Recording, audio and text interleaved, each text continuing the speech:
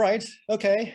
So welcome everybody to this week's ELL research seminar. And this one is very special, as you can tell, because we won't just be listening to one speaker, but instead we have a discussion between two eminent linguists of our time, Adele Goldberg and Charles Yang. The topic of this discussion will be the nature of linguistic generalizations, how patterns can be productive, how we can learn exceptions to generalizations, and how we can creatively extend rules to new cases. Adele Goldberg is professor of psychology at Princeton University. She is a very well-known linguist, leading figure in construction grammar, and she boasts more than 32,000 citations on Google Scholar. Very impressive. And her most important book for the purpose of today's discussion is this. Explain Me This, Creativity, Competition, and the Partial Productivity of Constructions, which was published in 2019. Charles Yang is professor at the Department of Linguistics, Computer Science and Psychology at the University of Pennsylvania. He is likewise a very accomplished linguist. He has studied under Noam Chomsky at MIT, and he combines language acquisition with ideas from formal syntax. He has authored dozens of academic publications and several books, of which the most important one for the purposes of today's discussion is this. My copy doesn't have a cover, but it's The Price of Linguistic Productivity, How Children Learn to Break the Rules of Language. And this book was published in 2016. I'm extremely grateful to both of our speakers for agreeing to come to our research seminar today. So please join me in welcoming our two speakers. Give them a round of applause. Click the button online. Adele, Charles, welcome to Manchester. The rules for this discussion are very simple, very straightforward. It's basically just going to be a conversation back and forth between our two speakers. I will use a stopwatch to make sure each speaker gets roughly the same amount of time. And if you guys in the audience want to ask a question, you can do so. You have to be a bit assertive. So just raise your voice or raise your hand at the time that you think your question is relevant. So we do welcome audience participation. You just have to be a bit nimble. In fact, this whole discussion requires some improvisation and quick-wittedness, but I think that's also what will make it fun. All right, so I think it's time to get started. I would like to put the first question to Adele. Feel free to take my question and run with it in any direction you want. And then when you think you've said enough, just pass the ball to Charles, and then we'll continue from there. So my question is this. What would be your solution to Plato's problem? Now, Plato's problem can be interpreted in many different ways, and it is perhaps a bit of a loaded question because it does come from the Chomskyan tradition, but I'm hoping that it will open the door to how children acquire generalizations in the first place before we then can move on to competition and exceptions and productivity. So Plato's problem, in my interpretation, but again, do feel free to interpret it in any way that you find fruitful, asks how children can acquire language in the first place, given all of its complexity and nuances and the limited time that they have available for acquisition. They learn very difficult paradigms of inflectional endings. They intuitively arrive at the right scope for negation and quantifiers that's right for their language. They learn all kinds of complex connotations and master appropriate pragmatic uses of their constructions and so much more. So how is it possible that children can learn all of this in the first place? Okay, so I would say that when the question was originally posed, it made a lot of sense. We didn't know what the input looked like. We didn't know what statistical learning looked like. We didn't have a full appreciation of what our memory was like. In the context that it was framed that way, people assumed that children were learning syntactic generalizations. But today, since we know that the input to children is highly repetitive, and I'm at Manchester, and I've got Elena Levin in the audience, and Colin Bernard and Silke Brandt, and they've done some of this key work. We know that kids have an incredible memory. They remember what they've witnessed, and they generalize narrowly initially, and they learn on the basis of both form and function. So some of those puzzles in linguistic theory can be addressed once you realize that kids are inductively learning the function of the construction. So once that induction is, we have to learn the generalizations that exist in each language, which vary a lot in many, many kinds of ways, with many, many different kinds of factors that can be involved. To learn the content of the constructions or the content of the rules in Charles's terminology, we need induction. And so the question is, do we need anything more than that? If we have induction and competition between categories, can we account for language learning and language use? And I think that's all we need.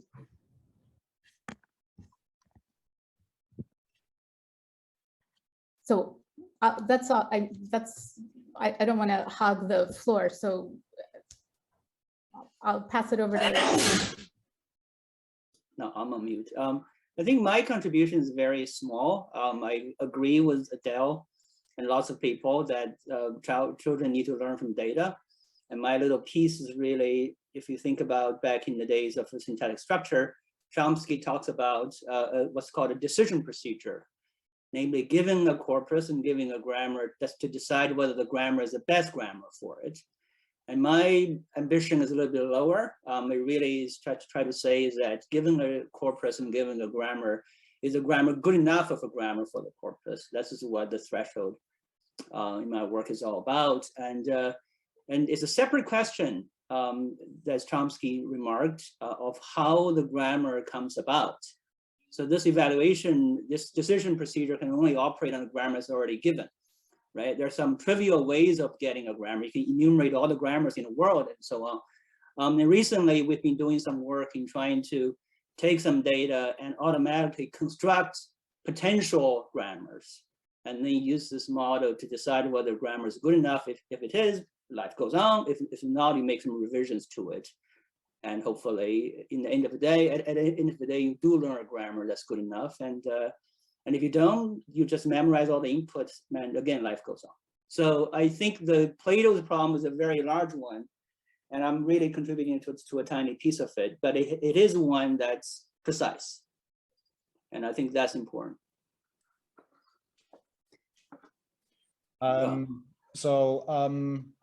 Maybe we can move to a specific case to see how you would both account for how we learn exceptions to however children do arrive at these grammars. I was thinking maybe we can talk a bit about A-adjective. So I can say the change was abrupt, an abrupt change. The boy was afraid, but not the afraid boy. And in fact, there's a whole group of adjectives, which we call the A-adjectives, that systematically preclude attributive use, like afraid, a bloom, aloof, aghast, awake, away, and so on. And Charles has a chapter entitled "Why Are They No Asleep Cats?" And Adele also talks about these cases in her book on pages 79 to 82, I think. So this might be a good example to explore some similarities and differences in your understanding of how exceptions to generalizations are acquired. Who would like to go first?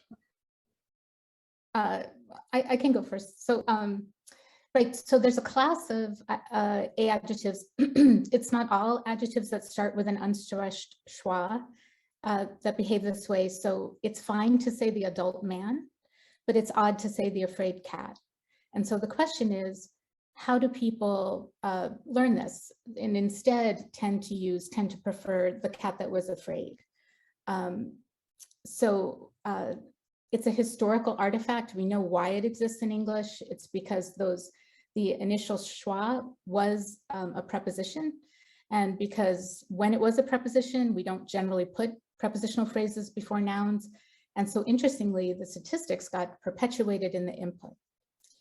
And so we've done some experiments looking at how people generalize. So again, not all A-adjectives behave the same way. There's a cluster of cases that avoid attributive pre-nominal use, and then there are other cases that don't. There is a morphological generalization coming from the history, which is that the cases that disprefer that use are have the structure that there's an a plus a recognizable root. So adult isn't a plus adult. Adult doesn't mean anything. But afraid actually got sucked into the category. So afraid never was a prepositional phrase. It's a matter of clustering. So an important aspect of the usage-based constructionist approach is that we don't learn lists. We learn clusters. That is just like Vygotsky or Bayes would say, we relate new information to old information. So there's a cluster of A-adjectives. Over time, afraid got sucked in. And the experiments we did showed people a little bit of evidence for preemptive use for new novel cases. So we said, oh, here's a fox. The fox that's a feck moved to the star. And just a little bit of evidence like that was enough for adults to systematically treat a feck like it was in that cluster that avoided prenominal use, because they heard it in an alternative, importantly, in a context where normally the attributive use would be preferred. And so we did 3 experiments to show that. And just to, I know Charles is going to say the input didn't exist in the data to 3-year-olds. So that was interesting. It didn't exist in the corpus data to 3-year-olds that was collected, but we did an experiment with children, and they're not so sure of this generalization until they're 10 years old. This is a generalization that comes in very late. So Charles, I'll hand it to you. Okay, I don't think we disagree about the facts. This so-called adjective class is general. I mean, you can make up words, you know, as you've done your experiments, and at least adult speakers' knowledge that such class of words prohibit attributive usage carries over. You can find them in experiments. People have published, I think in the 80s, if not before that. I guess a disagreement comes down to how that knowledge comes to be. I'm not persuaded by the entrenchment or preemption accounts, because that's all various forms of using the absence of evidence to infer the evidence of absence. Although in theory, in the long run, that may work. If you look at real language data, real language distributions, you find that the possible but improbable events are virtually impossible to distinguish from impossible events, because they're both so rare and because the space of language distribution is so large, right? So ultimately, I think this is a question that has to be settled on empirical data. Look at exactly what kind of evidence children get. There's a lot of experimental artifacts that can go into it. And in particular, yes, I think when I was looking for, so just, you know, even if you find one instance of usage that may tell the child some other form is not possible, that's not sufficient. You really need to show that not just the existence of evidence, but also that evidence is sufficient to drive the child to the right conclusions. And so, and I think maybe at the end of the day, the alternative view is that the child has some other evidence, distribution evidence, that's quite robust, and that tells them, even though those words are no longer called prepositions or PPs, we sometimes call them adjectives, but the child doesn't give a damn what linguists want to call them. The child will learn distributionally these pattern-like prepositions and various locative particles. And because those class of words do not appear attributively, therefore these class of so-called A-adjectives does not appear in attributive position either. So I think that's probably the long and short of the story. Well, I'm not sure I followed. It sounded like at the end you said something didn't happen and therefore they conclude something, but you started by saying— Well, what I said was that the child has robust distributional evidence, such as, you know, I fell right asleep. I run right across. I jump right over. I kick the ball. I hit the ball right over the fence and so on. So there's a lot of really rudimentary distributional evidence that says that these class of supposed A-adjectives, adjectives, pattern-like prepositions, and the property of prepositions appear does not the property of prepositions in modern English appearing not being able to appear in the attributive position carries over to those A-adjectives. So maybe we're not disagreeing in the sense that you can say there's a cluster of prepositions and they suck those A-adjectives in there. If that's your story, I'm totally fine with it.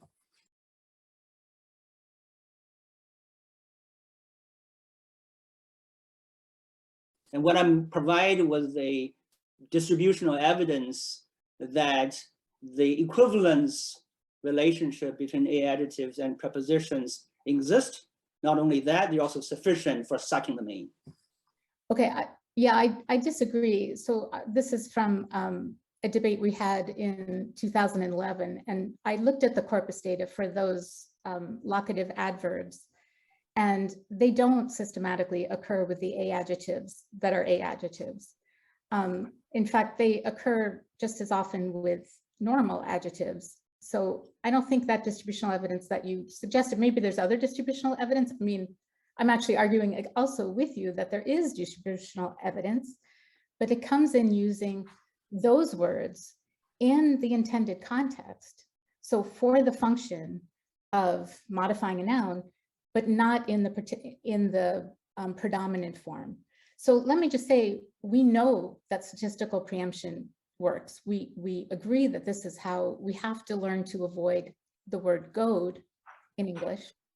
Kids do produce goad and dude, but they overcome that because they systematically here went in just the contexts where they might have wanted to use goad. And it's not just the formal distribution, you have to pay attention to the function. It's hearing went in the context where they want to say goad that essentially preempts goad. Another way to look at it though is that what they're really learning is what they should say. And when they're faced with a context where it's a new situation, which we're constantly faced with, we constantly have to be creative. When we're faced with a new situation, what do? That's when we generalize to the best available construction. So the construction has to be accessible, and it has to express our intended function. And we have evidence that, there are the kinds of things that make constructions more available are the kinds of things that also increase the inductive power of a generalization. That is, the variability of the category, the strength of the category by witnessing many examples. That's what makes people generalize to it.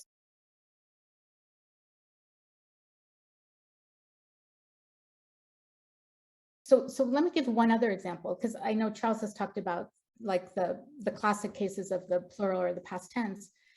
So if you consider the plural in English, the unmarked plural isn't as a class of exceptions. So we say things like the elk is or the elk are, right? Or the salmon is or the salmon are.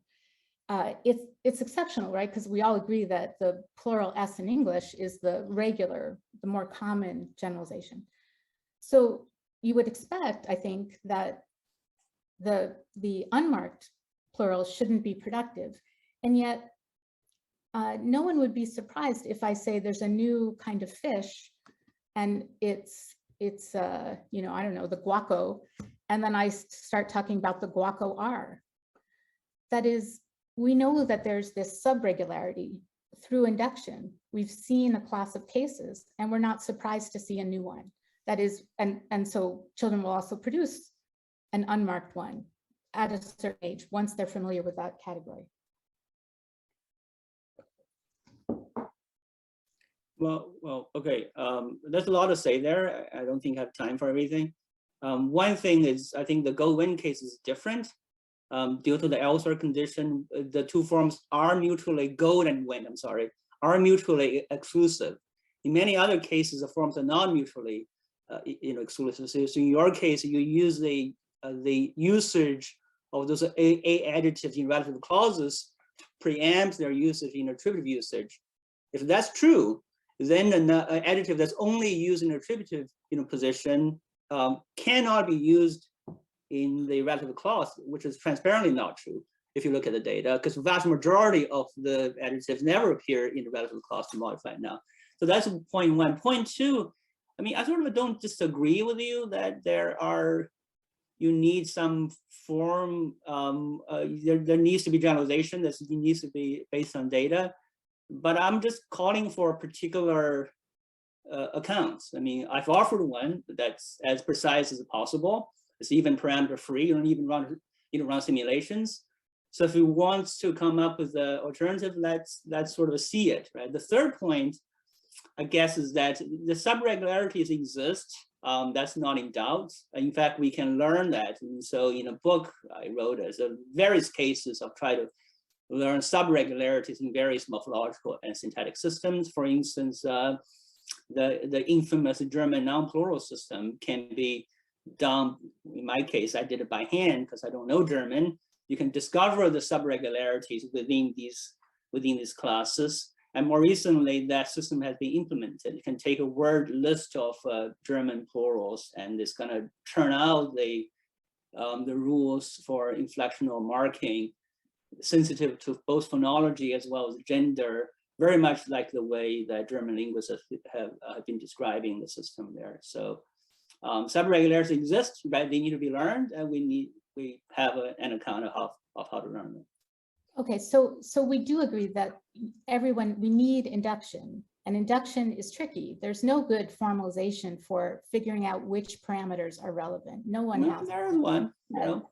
Okay. And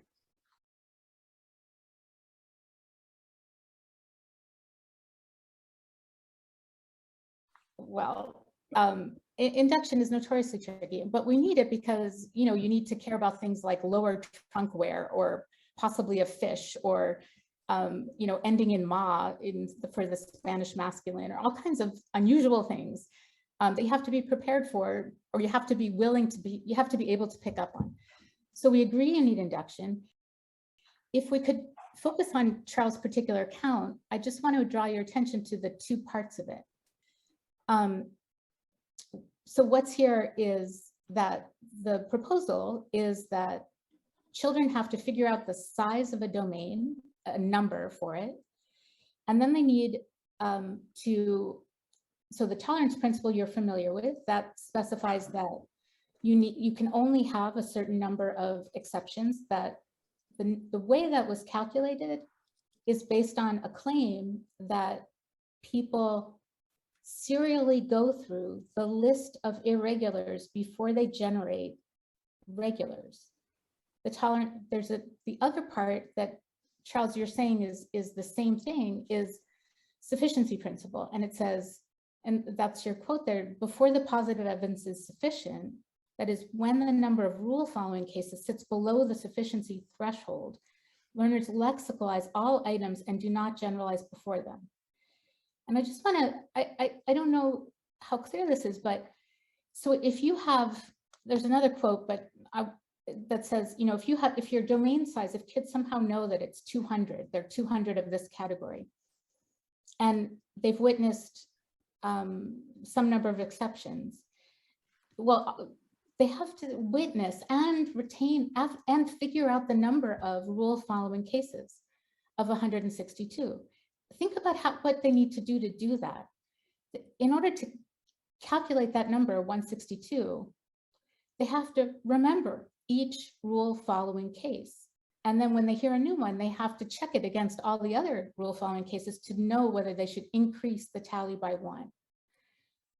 That's odd, right? That says you are listing all of the regulars that you witness.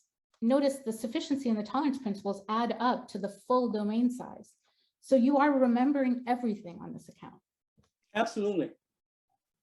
I mean, you know, children have a vocabulary. I'll be the first one to say, I don't know how this is implemented by the brain. We have evidence from artificial language study, from real languages, that they are somehow tracking this. I mean, I have no idea how they do it.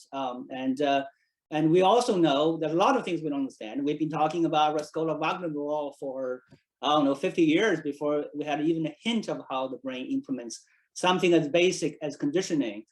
And I wouldn't find so incredible that we are somehow able to track discrete quantities if some fire ants can track the number of steps they take going from point A to point B. I mean, now that's just all speculation, right? So, but more concretely, there has been evidence that I reported them, because when I came up with this idea of a search, listen and then search process, I found it to be too crazy. So I had to look for some evidence for it, and there is evidence of in some cases you have to meet all the conditions. The irregulars are processed faster than the regulars. You have to match all the conditions and so on. The other thing is that when I say the tolerance principle and sufficiency principle are the same thing, I really mean that. So let's say you learn 9 words. If 5 words follow a rule, the other 4 exceptions, you generalize. If you learn 9 words, 5 words follow a rule, the other 4 you have no information for whatsoever, you also generalize.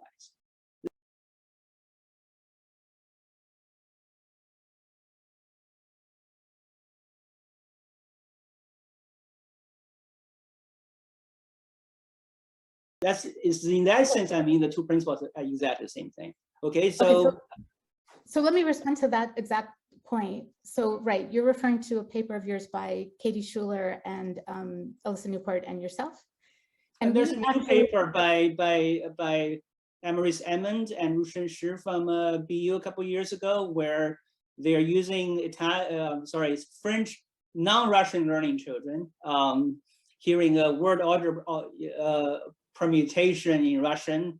And it was a passive learning experiment. They have nothing, there's no meaning, no form. They're just hearing Russian speech being played, you know, out of the loudspeaker. So the children were exposed to 16 items. One group of children heard 11 out of 16 items undergo some sort of transformation. The other group heard 10 out of the 16 items undergo this transformation. The other 5 or 6, no evidence, okay? And found that in the first group, children generalized. They seem to find that 11 out of 16 is sufficient to make a generalization, even though they have no information about the other 5. In the other group, they have 16 items, 10 of them follow a generalization. The other 6, they have no information, they do not generalize. Because the threshold is actually exactly 5 point something, right? So now, again, I have no idea how they do it. It's a 14-month-old French learning babies who have never heard Russian. There's some kind of a tracking going on. I'm only reporting the behavioral data, and the behavioral data is consistent with the prediction of the model, which I have no idea how the brain implements it. Again, I'm not claiming I have the answers, but I am saying something, and the something I said has been confirmed. No, I don't think it's been confirmed. So I know that you mentioned the 954. So if you remember the chart that we just saw, if the number of the domain is size 9, then the number of exceptions that's allowed is 4, and the number of rule following cases that must be seen is 5.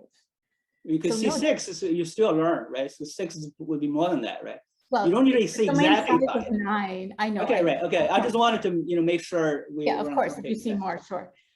But we did an experiment that's published in the CompSci proceedings. This is with a senior thesis student, Alexia Hernandez, and Sammy Floyd and I, and we can do it here, but we did this with 6-year-old kids. They were a little younger than the kids you had tested. Here's an example. So we knew that they knew there were 9 entities in the domain because we had them count the number of entities in the box in front of them. And then we illustrated either a plural rule for some kids or a classifier rule for others that was counterbalanced. And we said, so say it was plural. So we said, this is a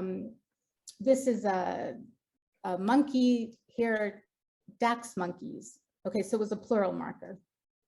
Monkey, Dax monkeys. We showed it for 3 animals out of the 9.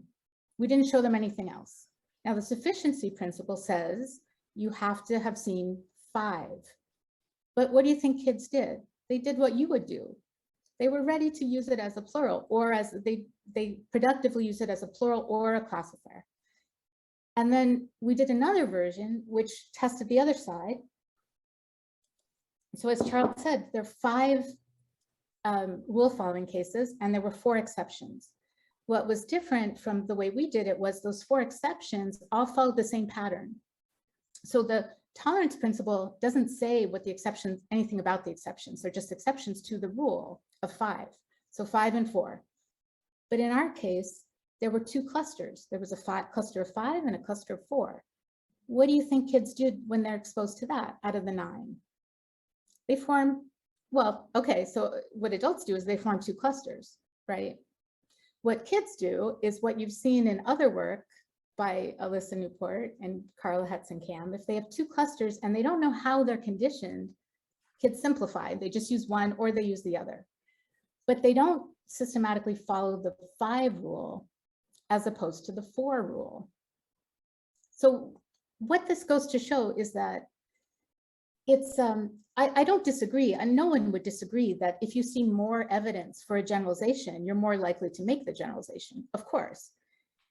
But the question is, what are you simply counting the number of cases you've witnessed following a pattern and the number of cases witnessed not following the pattern? No, you're not doing that. You're learning one pattern. And if that pattern is confusing because it's got too many other weird things going on, then you're confused. But if you learn one pattern and another pattern, you're less confused. And if you see a tiny pattern, if you only see 3 instances out of 9, you're completely productive. So the way I think of it is not the kids. So this goes to Richard's original framing. I don't think anybody's trying to learn a grammar. I don't think kids are trying to learn a grammar. I think kids are trying to express their messages. And to do that, they have to learn the constructions, which construction is appropriate to express which messages.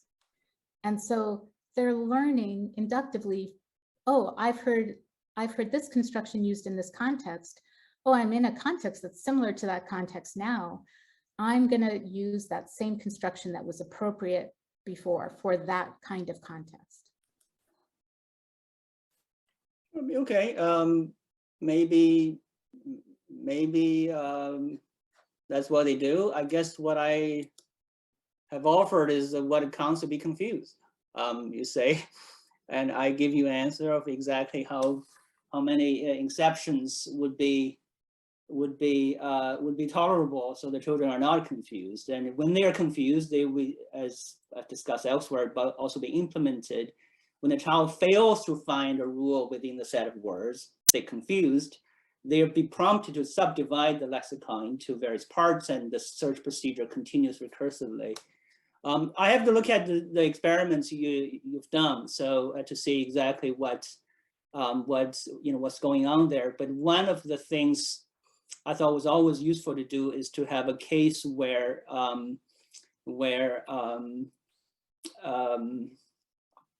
you have one condition where children generalize, but you also have a create a condition where children do not generalize. That's quite important. This is a case for the work with Katie and Newport, Katie Schuler and it's a Newport, where we have one condition with 5 words going for a rule, and 4 exceptions, they generalize. But the other condition is 3 words follow a rule, the other 6 exceptions, they do not generalize, despite the majority suffix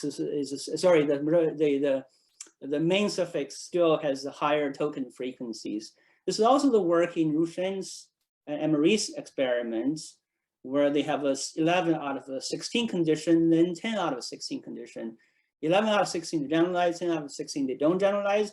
So it's very important that it's not just a majority, because 11 out of 16 is a majority.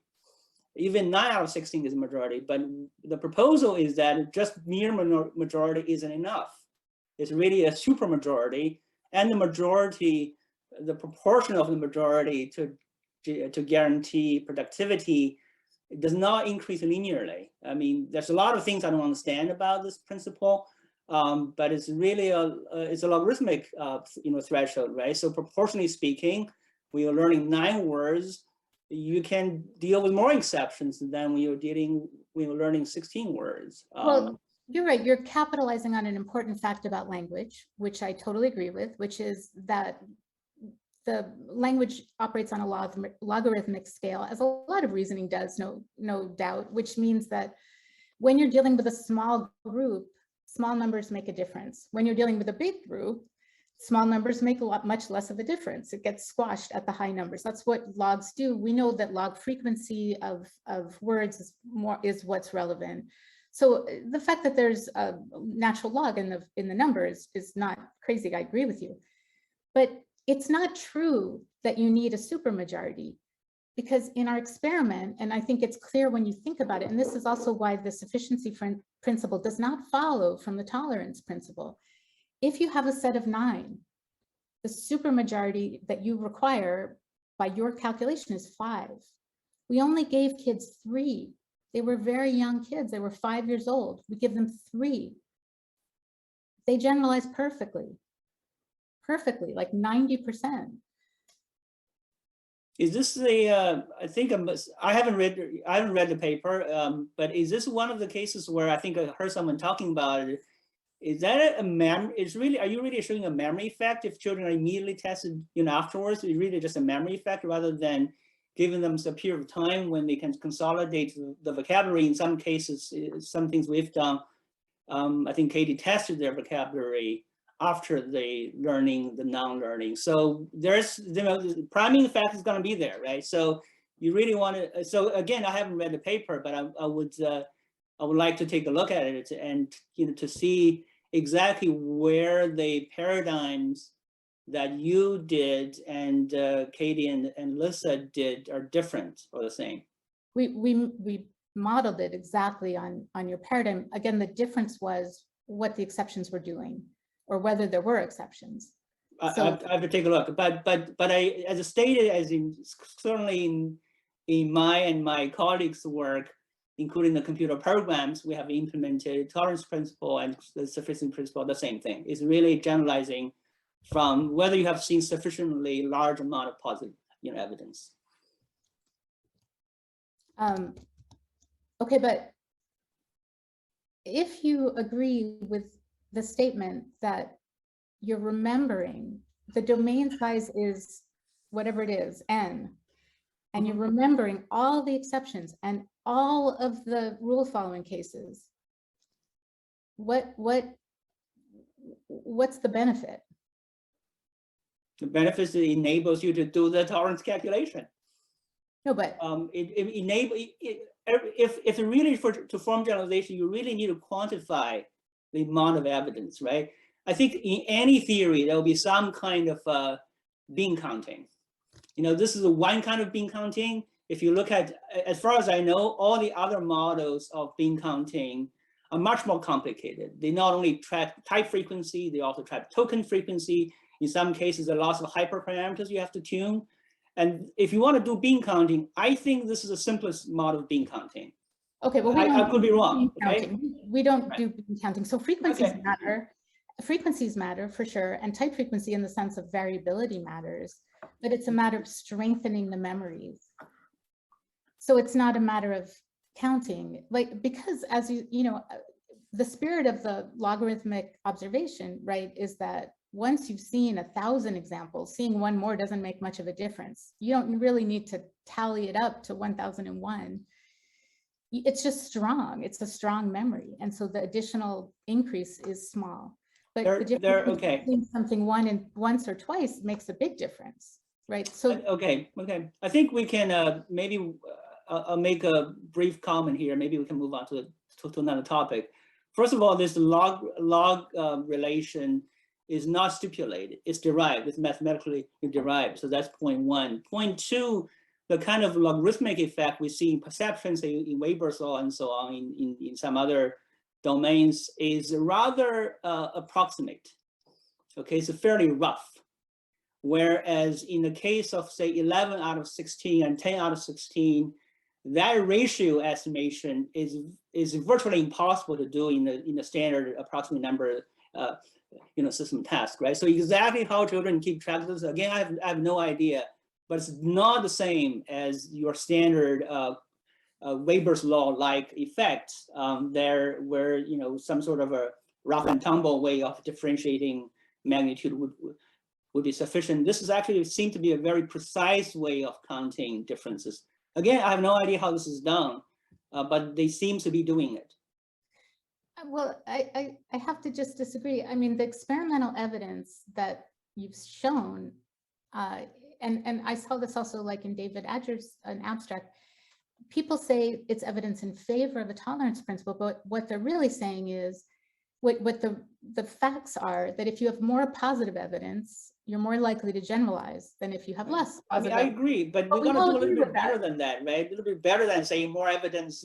It doesn't more like to generalize, right? We should do a little bit better than that. Everybody knows that. We've been saying that since the 1940s, if not before that, right? So, but that's true, and the claims about the tolerance principle and the sufficiency principle are false. Numeric. No, okay, so I mean, we can do more experiments. I'm totally open for that. But what I'm saying is that people have made honest effort to differentiate majority generalization from the tolerance principle generalization. 11 versus 10 out of 16 is an honest effort to differentiate various claims about what counts as sufficient majority. Right now, that experiment may be wrong, or you may be doing something different, but it's not the case that we have not tried to push this model to the limit. When Katie and Alyssa did the model tests very early on, tried to give 9 words and 5-4 split, the threshold is 4.2. So they weren't doing me any favors. All right. So all I'm saying is I'm putting out a model out there, and I'm trying to put some meat on the claim that majority evidence matters. I'm willing to live by it, do experiments, do corpus analysis, and see what happens.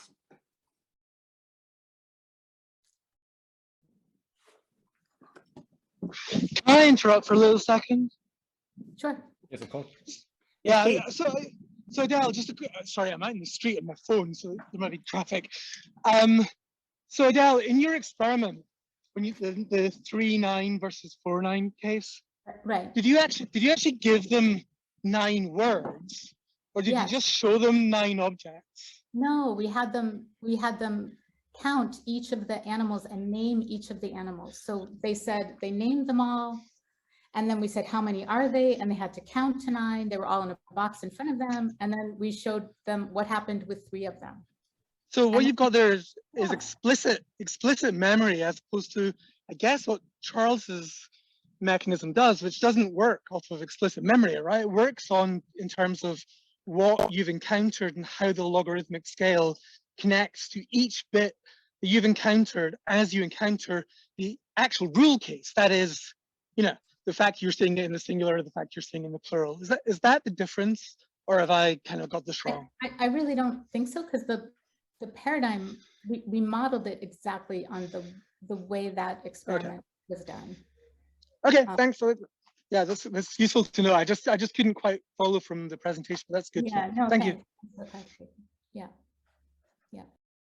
I mean, more generally, I think we also have an explicit account of how you learn to avoid saying something, and that is through competition. And we know that the brain uses competition. That's something we do know about the neural architecture. And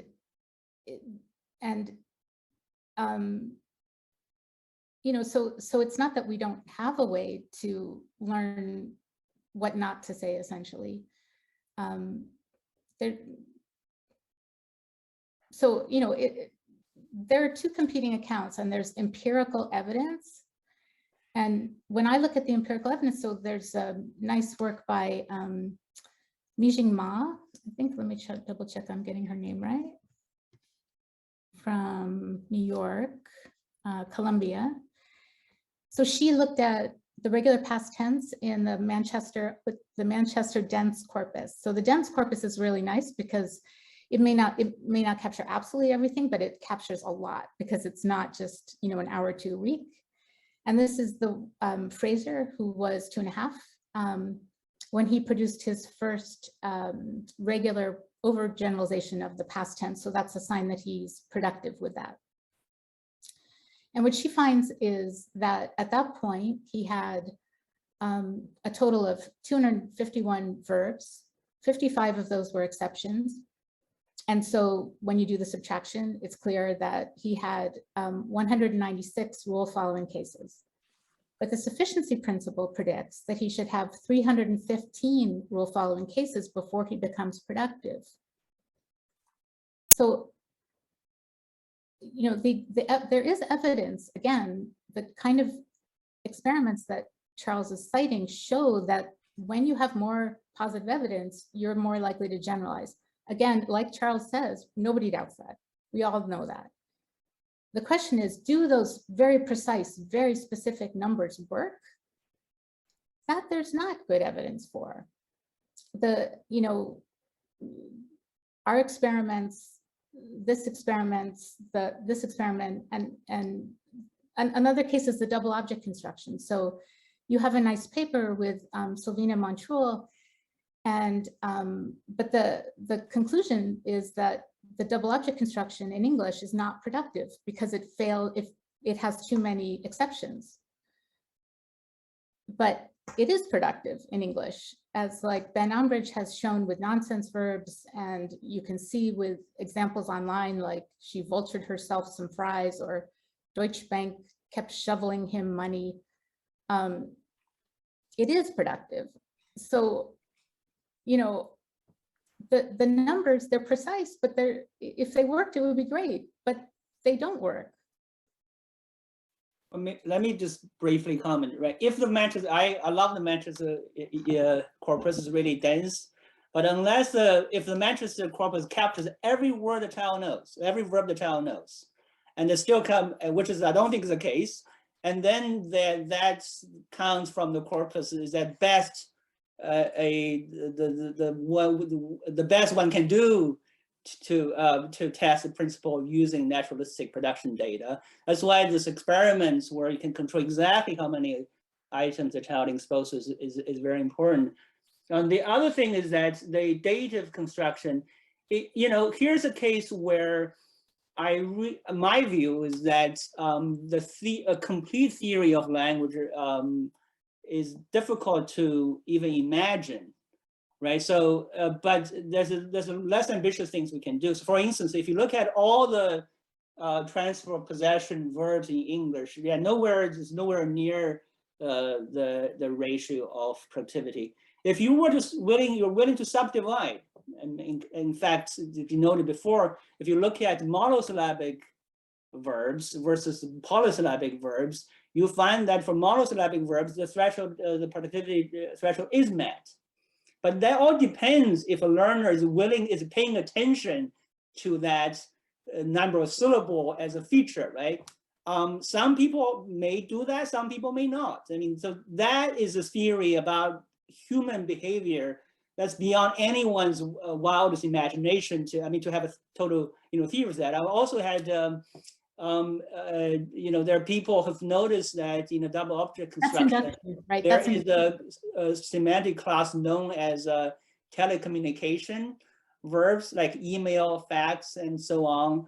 And I've known many people who never really occur to them there's a subgeneralization there, right? So, I mean, we as a linguist, we can look at the data, come up with all kinds of stories, but the totality of human behavior is very hard to pin down. But I think that's why we settle for the less ambitious goal. That is that if there's a grammar for some reason that a learner has postulated, at least we can go in and say, if that grammar or the rule is good enough, and if that works, that's fine by me. So wait, am I understanding you right that you're not really then trying to predict what's not productive, but only when something is productive? No. I mean, so we know some people pay attention to the number of syllables, right? i.e. linguists, right? It's difficult to know whether, civilians do so, right? And so it's also difficult to know whether, for instance, if you take some weird, some more exotic kind of systems where, the noun-class depends on various culturally specific attributes, like, I don't know, reptiles, or something, right? Clearly, I wouldn't have that kind of not, speaking a language like that. I wouldn't have that partition, right? So it really has to be in the particular cognitive cultural environments when the learner has come up with various potential rules. And then this principle can tell you whether the principle, that potential rule can generalize or not. And so what I'm saying is that I don't want to have a theory. I don't think it's possible, but certainly it's not in my interest to have a theory that includes plus or minus reptile as my feature, as my theory of language or the theory of cognition. It really requires the learner to have a lot more, the theory to have a lot more plasticity to pick out the potential rules.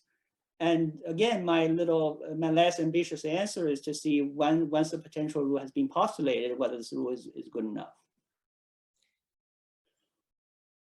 Okay, I agree with you. Induction is hard. I don't think it's impossible to get a handle on. So there are some experiments in one dimension.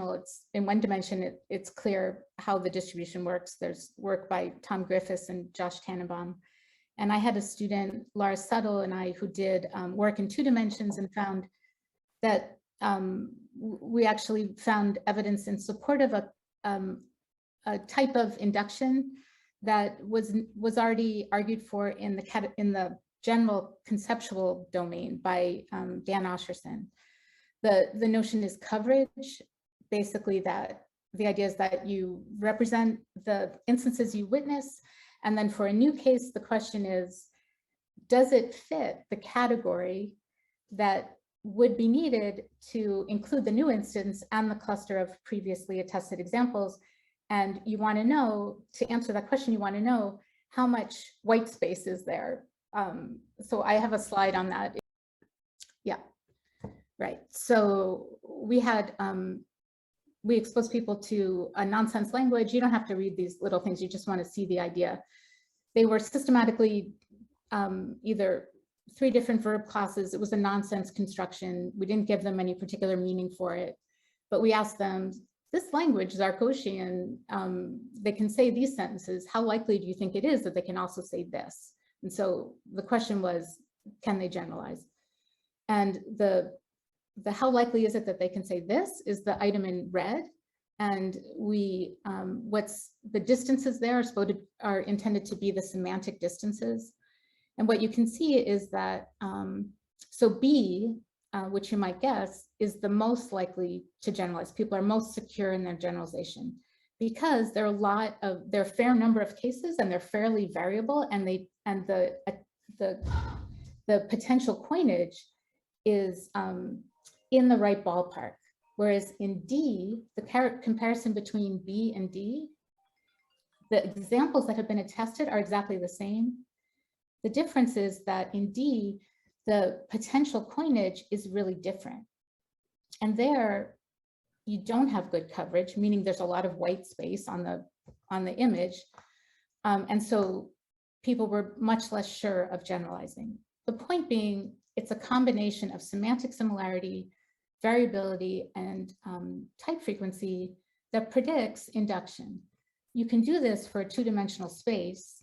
It is hard to do it for the open-ended, high dimensional space. In the book, I call it hyperdimensional space that is needed for real language. But that is the process that gets us what we want. Well, actually, the coverage idea sounds a lot like the sufficiency principle. And yes, semantics is implicated exactly as I was describing the double object construction. There's a coherent semantic class. It seems like children generalize by whether they have seen enough verbs in this class attested in this construction. So maybe there's some deeper connection between this work and Dan's work. I was looking at various models in generalization, categorization when I was working this almost 20 years ago. I found all these models to be unsatisfying because they are all parametric. They have various parameters that are used to tweak to fit experimental data, so that you cannot predict how experiment is going to turn out unless you do an experiment, then you fit parameter values, right? That's not an adequate model. So now maybe Dan's work, who I respect enormously, is better in this regard. But that, I think what you said about various other classification models of the Bayesian models, they're all parametric. I mean, so these are curve fitting models. They're not predictive models that you can make predictions before you see the data. But one thing that the idea of coverage doesn't capture, and that I think is really important, is if the kid wants to express whatever it is that's expressed by that circle, and they don't have another option, then they do it. They do it. They just get creative. We all do. So it's that idea of competition is really key, right? So it's a matter of coverage plus competition. That, what are my options? What can I access here? So I have seen that some of the newer work by like Katie Schuler is looking at induction, and I applaud that. I think that's exactly the right way to go. Kids figure out the relative feature space, and it is interesting how they do it, but they do it, and we do it too. We're really good at picking out what's relevant, and before they do that, before they unconsciously cluster it, they don't generalize well. They don't generalize at all. They oversimplify. Again, that seems to be what I'm saying. If you haven't seen enough evidence, you don't generalize. Once you've seen enough, you generalize. So again, it comes down to exactly how much is enough. And again, I put out a theory out there. Anyone should feel free to try. There's no parameter fit. Do an experiment and see what happens. There's a question from Andrea. One of the things that has been discussed now is selection of competing alternatives, right, and preemption. So one of the, I would say clearly one of the components, one of the factors in that is social, right? So we tend to follow what our group of peers does, and that affects our selection. So I was wondering if you could say, both Charles and Adele, more about that as well. Yeah, absolutely. I think that's really key. That's one of the parameters, or it's probably multifaceted, right? But if the cluster, if you're speaking to somebody who's a Spanish speaker, then the cluster you go to is the Spanish cluster. So we had a visitor, Esty, remind me of her last name, from NYU, and she was arguing that that's a way to think of bilingualism. It's just a social attribute of the network of constructions, basically. One network for English and a related network for the other language. But constructions have social dimensions. So register, genre, those are part of what we know about how we use constructions. I think there's an important distinction here. There are grammatical forms, linguistic forms that compete. For instance, for some verbs, you can either do the prepositional dative or to do the double object dative, right? So there you can learn preferences that can be socially conditioned, can be conditioned by frequency, lots of things, right? But there's also linguistic forms that are not mutually exchangeable, therefore not in competition. So for instance, English doesn't raise main verbs, okay? Auxiliary verbs do raise, right? So these cases are not cases of mutual exchangeability, just as in say is only using a to dative, you don't say someone something, right? So in that case, it's a bit of for me, it's not a useful term to use to say competition that encompasses everything. There are some cases where two forms are clearly interchangeable. Some cases they are not. and you learn the interchangeability and conditions for interchangeability, including social factors. Once you figure out those two forms are really interchangeable, there are plenty of cases in language where the forms are not interchangeable. Therefore, you just learn one form. So, and you know, some of you may know, I wrote a dissertation on how to model this competition process between variants. And in that case, it's purely based on grammatical considerations, but surely if you think there's a value, social values that can be associated with one of the competing variants, then we expect that variant to be boosted.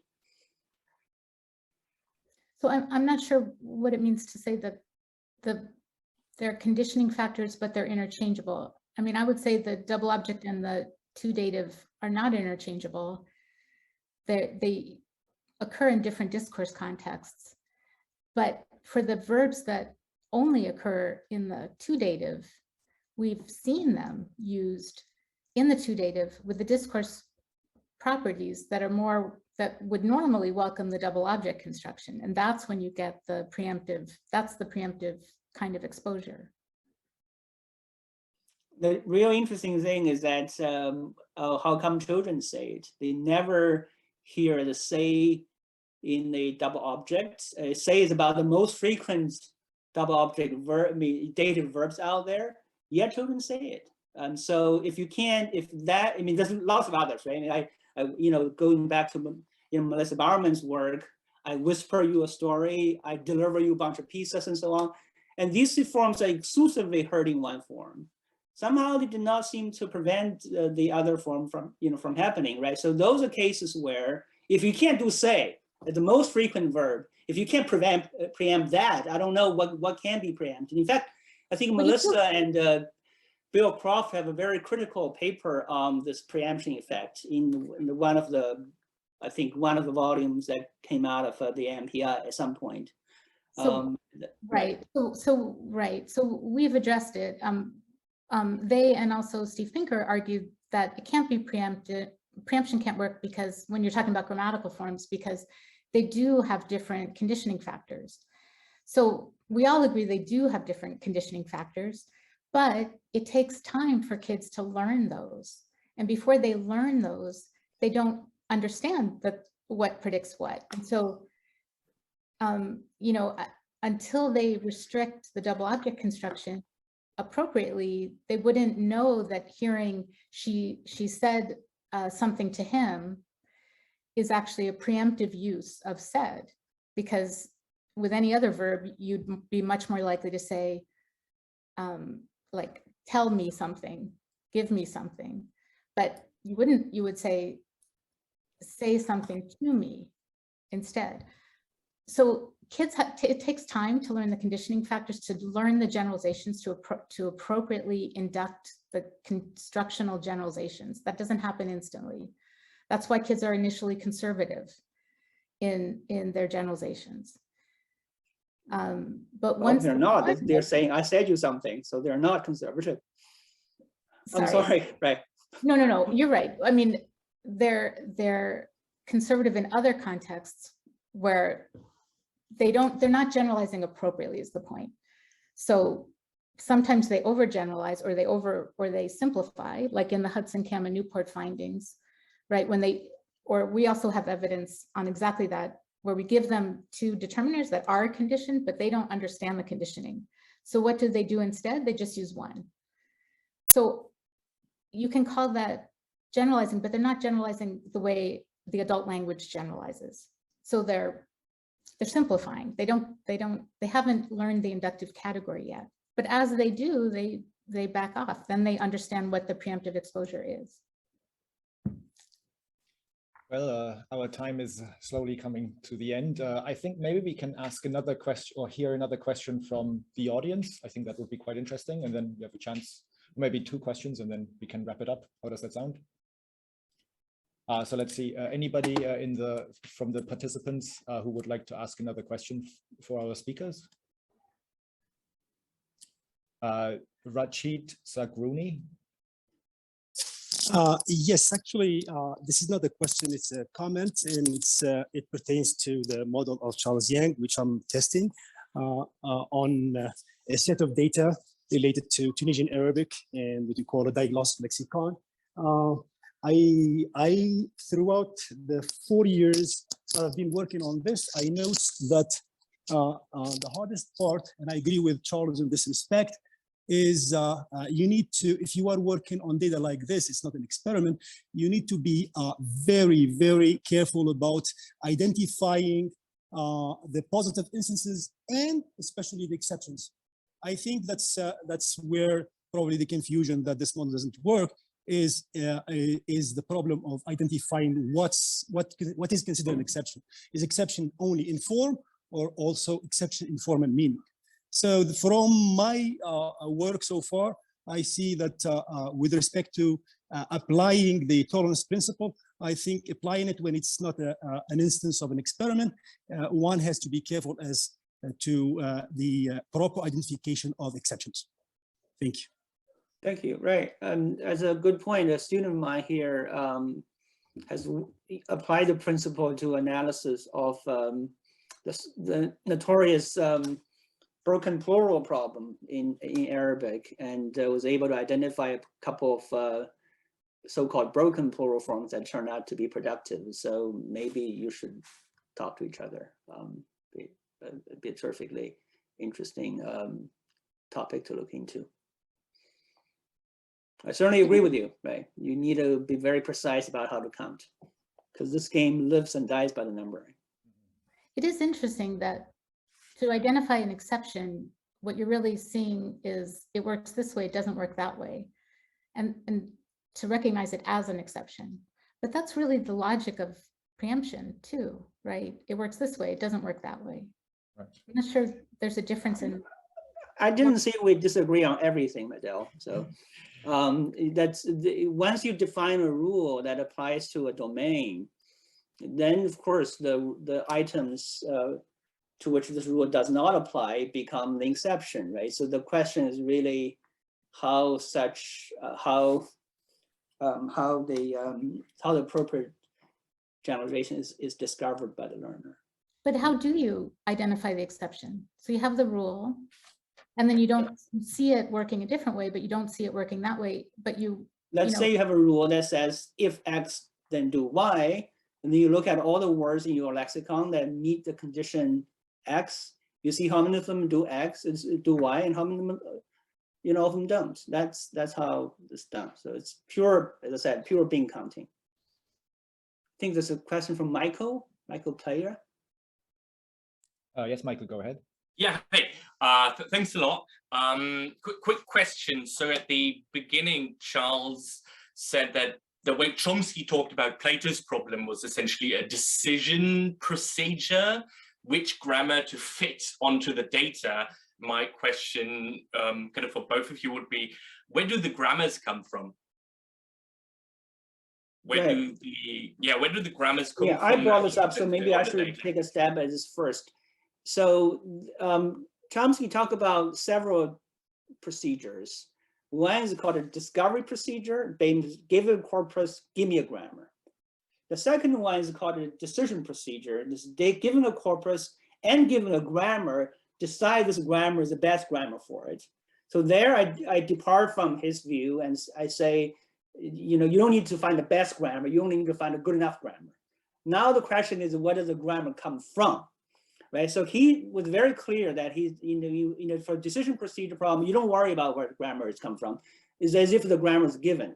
But of course, the child has to build one, right? So that's why we have been looking at how to build to take the decision procedure and to take a step toward a discovery procedure. Namely, given a corpus, can we construct grammar such that it is good enough? And so part of this has been implemented. There's a paper in Coxsci last year done with Caleb Bells at Michigan and Sarah Peng at Penn and also Jordan Connor at SUNY Brook, where we're taking some steps toward, here's a corpus, build a good enough grammar. And we're using a recursive greedy search procedure that's quite efficient. We show that to be competitive and in fact better than the state-of-the-art neural network models. But that's essentially where, that's where I want to take this, because I want to build a not just a decision procedure, but I want a discovery procedure. And because that's, after all, how the child is doing, what a child is doing to learn grammar. So yeah, there's a point of agreement. I don't, we don't want to assume that there's any kind of universal grammar. So the child has to discover the constructions and how they're related to each other and how they're used. But they have to do that in every language. Thanks. Thank you. Elena? Yeah, Elena, go ahead. Yeah, I guess I want to ask, firstly, what is a rule and a grammar? And secondly, and relatedly, what's the relationship between these experiments you're talking about, which are very, very tightly constrained, and the kind of stuff that we've been doing, where we've just shown absolutely unequivocally for case marking in Polish, Estonian, and Finnish that two things define kids' success. One is surface form, and the other is phonological neighborhood density, measured by friends and enemies. And when we modeled that, the model was able to produce the same results as the kids, make the same errors, and interestingly, not produce the same declension classes as linguists produce for Polish. So I think there's a real issue about not just bean counting, but what the relationship. So in other words, when children made errors, they defaulted to the most frequent form in the network. If you count both friends and enemies, that gives you a better measure of where the child will go in looking for an analogy. So just coming back, I think rules are, I mean, I would agree with everybody that in some sense they're discovered, but I wouldn't even call them rules. I think they're emergent from the properties of what the child is learning. Of course, I do believe totally that there are cognitive processes underlying this. They're not confined to linguistics, though language gives you a huge database to abstract from. But when we talk about a grammar, are we really talking about an entity in the child's head? And when we talk about a rule, is this a useful way of thinking about what the development of language for usage is or not? Because that's been the main argument that's been going on. And I feel somehow that the work we do doesn't quite fit that way of thinking about it. It's more emergent. Well, let me just say, I totally agree with you. So that's the way the book is framed, actually, that constructions are emergent generalizations from clustering of the instances. And then there's competition between, so the rules aren't productive until the kid needs them. So if the kid needs to say something, then they have to choose one of the clusters or they have to make an analogy, as you said, to something that they've learned. And that's when they become productive. And it's a matter of which one wins in that context. And I would say that boils down to, what we know about accessibility is memory is very content addressable. So we go in for exactly what we're looking for in terms of the function that we need. We don't choose a past tense if we're looking for a plural. And if we know something about how fishes are pluralized, then that's the network, that's the cluster that we're attending to. So I don't think it's all surface form and phonology if there's also semantics, because of course. Yeah. Right. I might briefly comment on it. I mean, I don't know about this particular case, but there are examples where the child does not default to the most frequent form. The infamous case being, again, the German non-plural case where children do use the S ending, which is actually the least frequent one, right? The other thing is, I mean, emergent, I mean, sure, I have no problem with the lots of factors can go into, in my way of thinking about things, how the child construct a rule to be evaluated. But the term emergent, I mean, especially to those of us who sort of dealt with the mathematical side of dynamical systems way back in the day, has really taken on I think a role that's not particularly illuminating. It's almost as if people do some studies and find factor A matters, factor B matters, factor C matters, fit a model, therefore it's emergent.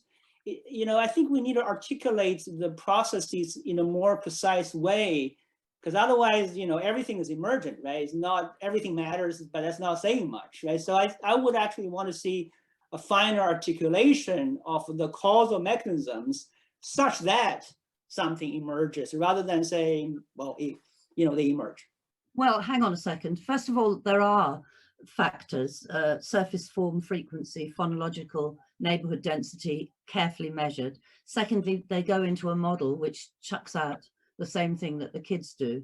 But the other thing that's interesting is that the typologies of the language also predict errors.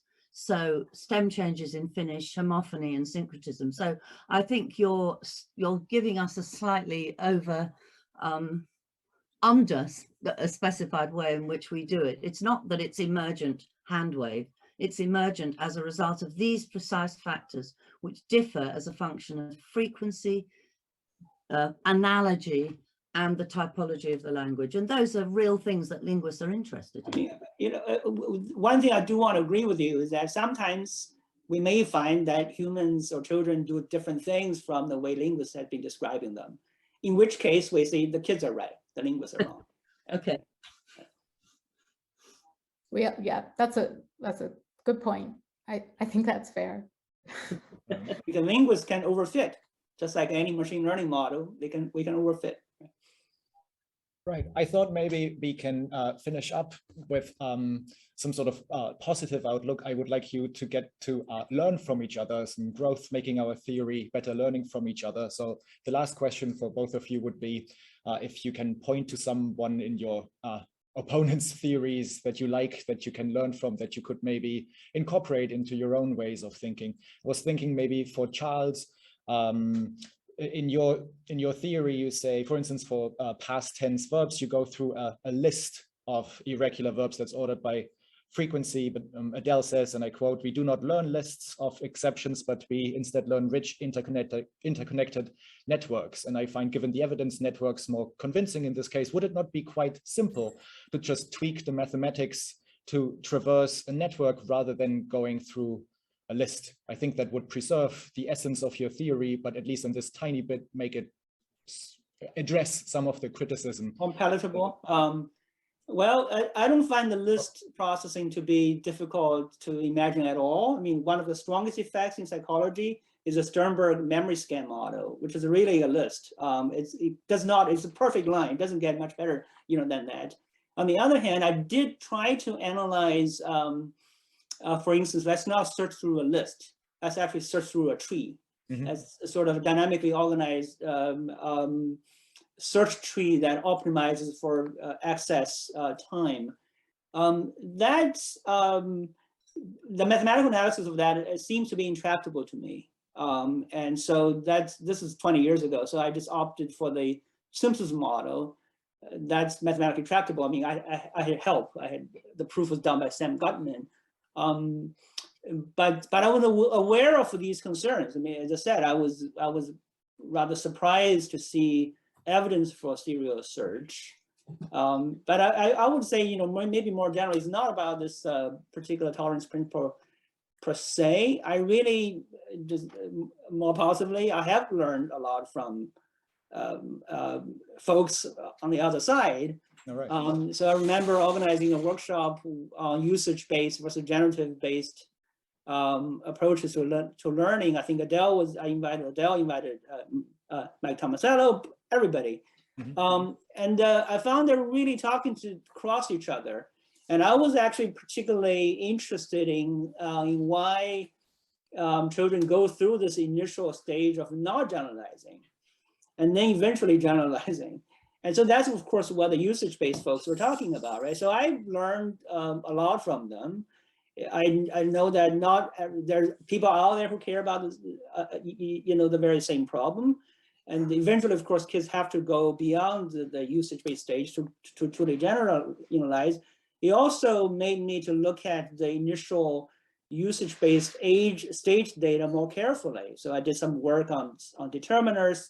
That was very much encouraged by research from the usage-based unification, so much so that Brian McWhinney recently called the tolerance principle a usage-based model, right, which to me is just fine. Right. I mean, I just mentioned the list processing as an example, but it's great to hear that you're open and willing to learn from each other. And same question for it. I was thinking as an example, perhaps it's kind of intriguing when you have evidence of a construction that diminishes over time and then it ceases to be productive. So it's very tempting to suggest that there's a specific quantitative threshold where that happens. Now, it could just be hopeless because there's so many interfering factors, but at least as a rough guide, or perhaps as an additional point of evidence, it might be interesting to adopt something like Charles's tolerance principle, perhaps not for you in the strict, rigid form, but in some way. Right. I mean, yeah, I will say I value the attention to the input and I think our shared goal of recognizing that the kid doesn't come with the grammar. It's not like we innately have some sort of mysterious universal grammar that we need to tweak. We really have to figure it out from the input. And that's an interesting and daunting task. So, I appreciate that we're addressing, we're focused on the same goal. And yeah, and many of the same questions. And, if I didn't find it interesting, I wouldn't spend time arguing with it. Like we wouldn't do experiments really. So I think it is intriguing, and that's why we're looking at it. Yeah. All right. Yeah. Well, then I would just like to thank you again. This was absolutely amazing, educational as well as entertaining. Let's give them a round of applause. Thank you very much for making time in your busy schedules. It's much appreciated. And yeah, I'm looking forward to maybe meeting you in person someday again. And until then, take good care, everybody. Thanks very much. Nice Thank to you. see you, Charles. Thanks, everyone. Thanks, Adele. Good future. Thank you.